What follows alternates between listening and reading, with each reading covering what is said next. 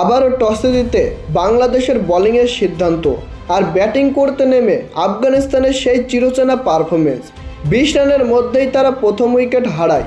এরপর দ্বিতীয় উইকেট শিকার করে নেন নাসুম আহমেদ। ফিরে যান রহমতুল্লাহ গুরবাজ। আবারও ব্যর্থ তিনি।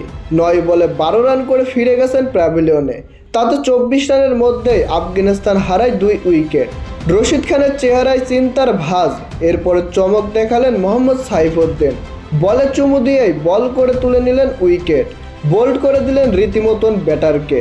আফগানিস্তান তাতে 39 রানের মধ্যে হারিয়ে ফেলে 3 উইকেট। শুধু এখানেই থেমে থাকেননি সাইফুদ্দিন। এরপর সিদ্দিকুল আতিলকেও ফিরিয়ে দিয়েছেন তিনি। আর তাতে পড়ে যায় আফগানিস্তানের চতুর্থ উইকেট। 23 বলে 28 রান করেন তিনি। উইকেটে এসে রীতিমতন ব্যর্থ আজমাতুল্লাহ ওমর জয়। আর তাতে 81 রানের মধ্যে আফগানিস্তান হারিয়ে ফেলে 5 উইকেট।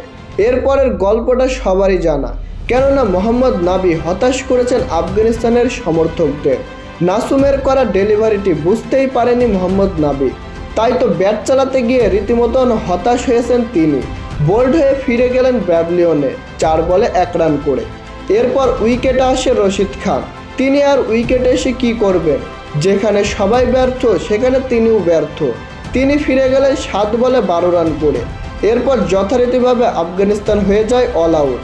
তো প্রিয় দর্শক, বাংলাদেশের বোলিং পারফরমেন্স আপনাদের কেমন লেগেছে তা অবশ্যই আমাদের জানিয়ে দিবেন কমেন্ট বক্সে।